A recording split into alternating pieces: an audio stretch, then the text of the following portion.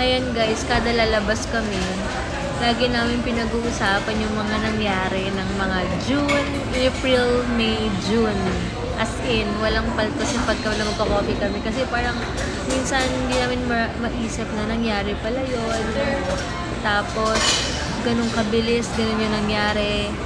Tapos, wala, parang naalala niya pa yung mga scenarios ng mga before that, no? Bago mag-lead doon sa ano? Bago mag-lead doon sa ano? Na-discover natin. Na-discover natin. Ayun. Saka mas madaldal na siya ngayon kasi before nung paglabas niya, as in, wala kaming usap-usap na sobrang sanay kami na like kami nag-uusap. Diba? Mga 1 to 2 months din yun. 1.5 months, ganyan. Tapos, yung mga naalala niya, in fairness, mas naalala niya pa yung ibang ganap kesa sa akin. Tapos, sinabi niya sa akin totoong naramdaman niya that time. Kasi ito, huwag may naramdaman ko ito, pero puro sabi, okay lang siya. Pero ngayon ko sabi niya nung time daw na paglabas niya after surgery, super weak daw talaga ng legs niya. Pero hindi niya sa akin sinabi yun. Ngayon lang, nung okay na siya. Ngayon lang. Bakit? Parang feeling ko strong yung legs mo. Ngayon, strong na. Pero yung mga 1 week, 2 weeks mo na after surgery? 1 week, 2 weeks, sakto lang eh. Medyo walang pakiramdam. Week pa din. Ano ba to? Parang may tawag dun eh. Yung hindi mo jelly daw. Kaya bumagsak yan eh. One time sa house. Pero after wala. Ang laking tulong doon ng massage ni Ate Ana sa amin. Sa kanya. Kaya every Tuesday talaga pinapamassage ko yan. Parang circulation ng blood na. Yes, to circulate your blood sa legs mo. Hindi na din kami nagpa-therapy kasi hindi naman sinabi nila doc na magpa-therapy ka kasi okay naman siya. Thank God, talaga sabi ko yung dumaan talaga sa buhay namin ito parang may plan lang talaga si God, may purpose kung bakit nangyari to na parang dumaan lang sa phase ng life namin eh.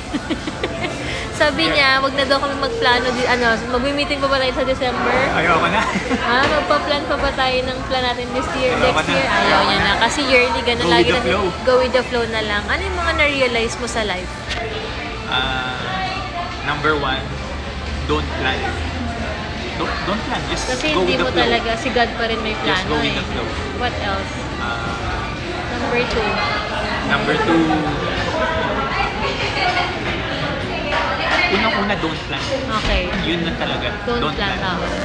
Kasi kami every December mahilig kaming lumabas, tapos magko-coffee, kakain, tapos magpa-plan kami for this coming year or like that. Pero sinabi natin sa video natin that time na may plan tayo pero si God pa rin Si God pa rin talaga. So natin masabi.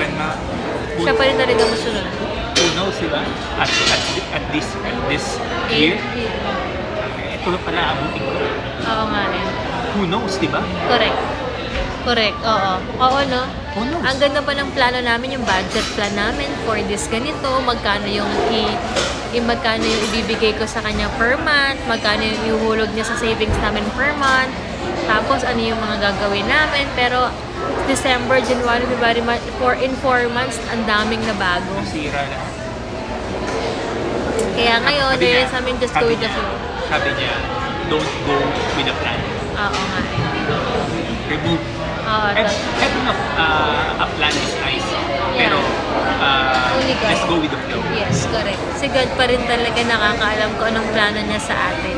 Sabi nga ni Daddy, ang dami daw namin natutunan talaga. Ang dami naman talaga. At nasubok din talaga yung faith. Ang dami talaga. Nalubat ako. Nasubok din talaga yung faith namin.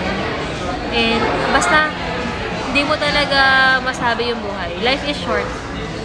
Ngayon, kung may pag-iipunan man ako guys, gusto ko na lang mag-travel kami overnight somewhere.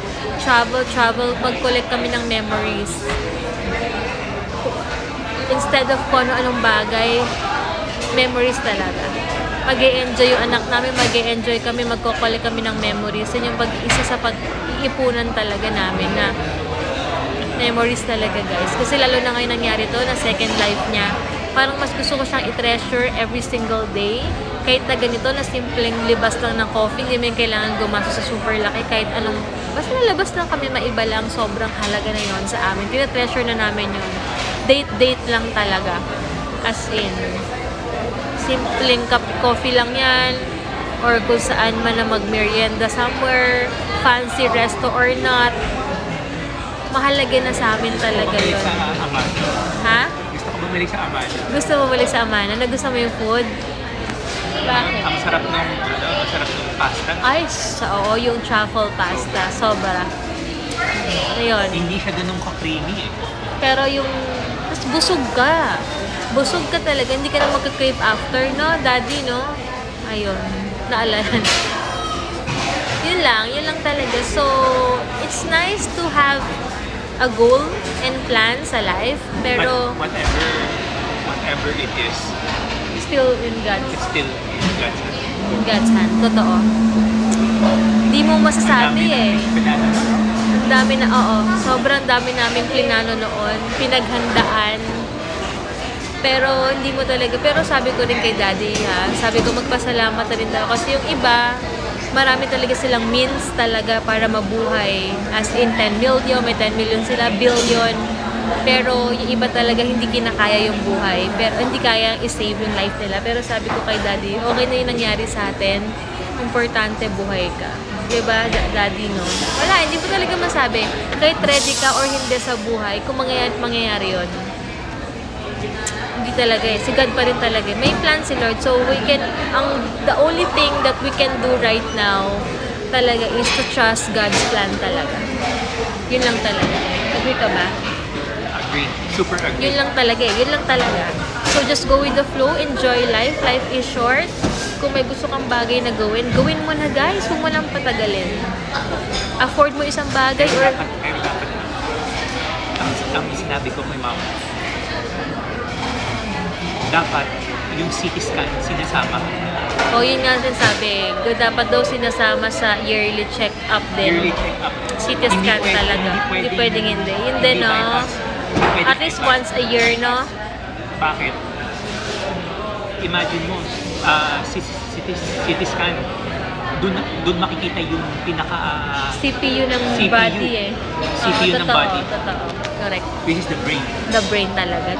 So, okay talaga pa-check up yung brain once a year. Once again, companies, they don't like CT scan. Oo nga, ayaw nila. Kasi very risky, the no? risk is high. Malaman mo nga lang na may sakit. Oh, feeling ano ka na, oo. Feeling weak ka Yun na. nga eh. Wala. So, yun lang. Yun lang talaga na hindi mo masabi kahit ready ka, kahit may mga insurances ka, nakapag-ipon ka, kapag talagang once na talagang si God gusto kunin lahat and pagdaanan to dahil sa purpose or sa plan niya, wala tayong magagawa guys. Kailangan nating kayanin.